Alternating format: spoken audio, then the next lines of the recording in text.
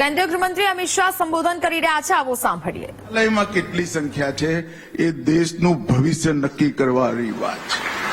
અને આજે હું અહીંયા આવ્યો છું ત્યારે સૌથી પહેલા ભિક્ષુ અખંડાનંદને હું મનપૂર્વક શ્રદ્ધાંજલિ આપવા માંગુ છું. ભિક્ષુ અખંડાનંદે વર્ષો પહેલા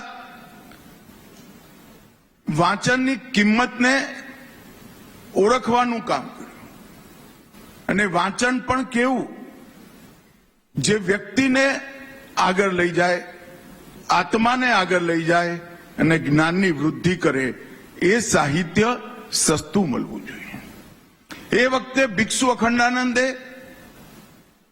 સાહિત્ય મુદ્રણાલય, અખંડાનંદ અને આયુર્વેદિક ઔષધિઓનું ઉત્પાદન અને એનું સાહિત્ય, આ ચારે પ્રવૃત્તિઓને એમનું જીવન કાર્ય બનાવ્યું. અને નામની આગળ જ ભિક્ષુ એટલે ભિક્ષા માગી માગી માગી આ સંસ્થાને એમને ઊભી કરી.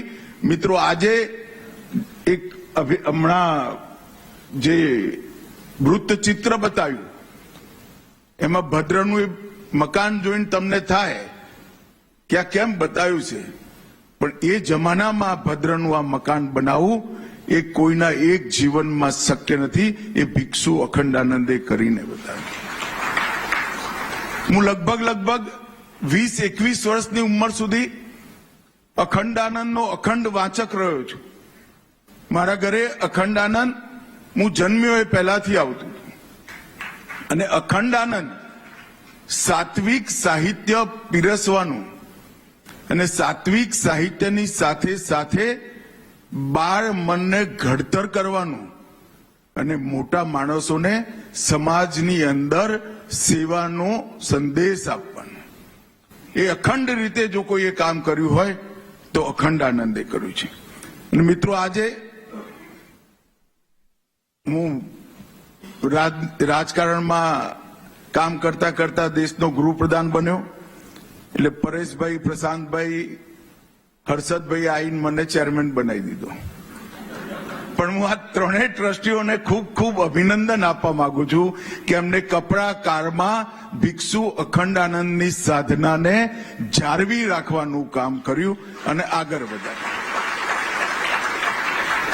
આવી સંસ્થાઓ જેમાં નફો એ સંસ્થાનો ઉદ્દેશ ના હોય.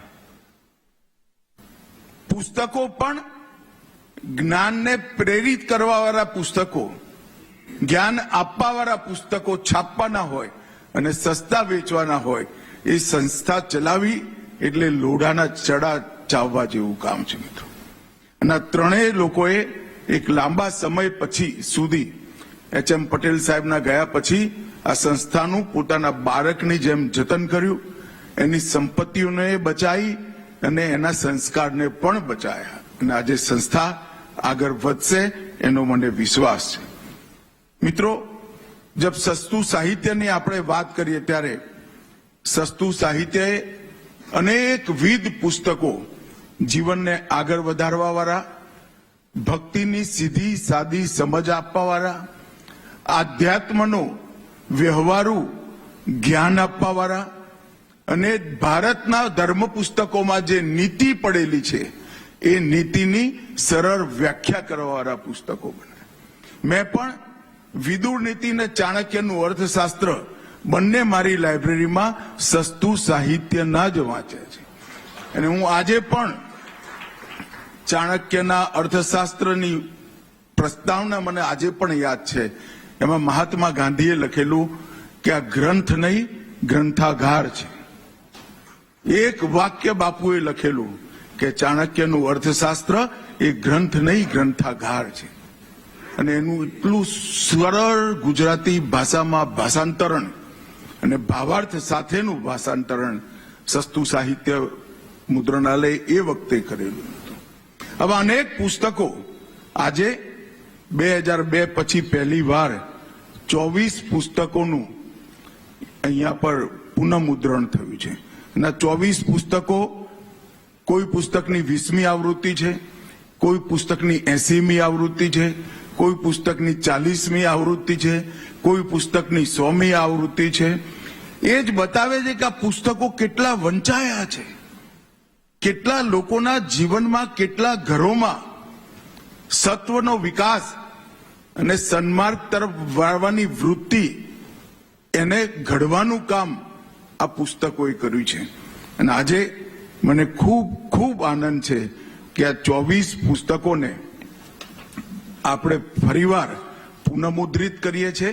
મને વિશ્વાસ છે કે આ ઘટનાની સાથે જ ભિક્ષુ અખંડાનંદે સસ્તું સાહિત્ય મુદ્રણાલય પાસેથી જે અપેક્ષાઓ રાખી છે, સ્થાપના કરતી વખતે જે કલ્પનાઓ રાખી છે, એને ફરી એકવાર સિદ્ધિના રસ્તા પર લઈ જવાનો આપણો માર્ગ પ્રશસ્ત થશે.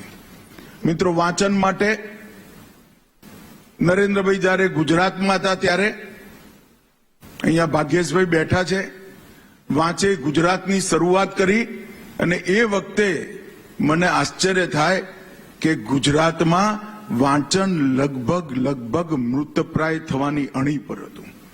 અને આજે મારા મત વિસ્તારની બધી જ પુસ્તકાલયોની મેં મીટિંગ કરી હતી અને એ પુસ્તકાલયો જીવિત કરવાની શરૂઆત ગુજરાત સરકારે પણ કરી અને આગળ પણ વધ્યા.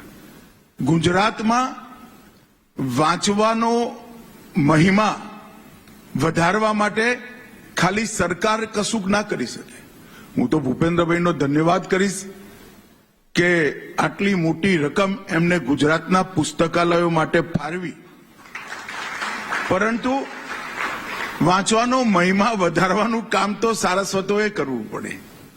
ભાષા શુદ્ધિ, લેખનનો ઉદ્દેશ, લેખનની દિશા અને ગદ્ય અને પદ્ય બંનેમાં ભારોભાર સત્વ ભરવાનું કામ એ સારસ્વતોએ જ કરવું પડે. અને મિત્રો, મને પૂરો વિશ્વાસ છે ગોવર્ધનરામ ત્રિપાઠી,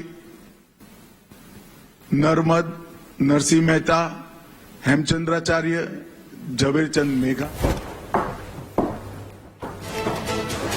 તો જે પ્રકારે કેન્દ્રીય ગૃહમંત્રી 2 દિવસ ગુજરાતના પ્રવાસે છે ને તેને જ લઈને અમદાવાદના રાજપથ ક્લબમાં તેમને વિમોચન કાર્યક્રમમાં હાજરી આપી. કાર્યક્રમમાં સાહિત્યકારો, લેખકો પણ મોટી સંખ્યામાં ઉપસ્થિત હતા અને આ પુસ્તકોનું વિમોચન કરતી વખતે તેમને અનેક યાદો છે તે આધાર કરી અનેક સારસ્વતોને ગુજરાતી ભાષાને આગળ વધારવાની પણ તેઓએ વાતચીત કરી છે. વિચારોને સદમાર્ગે વળવાનું કામ વાંચન કરી શકે છે.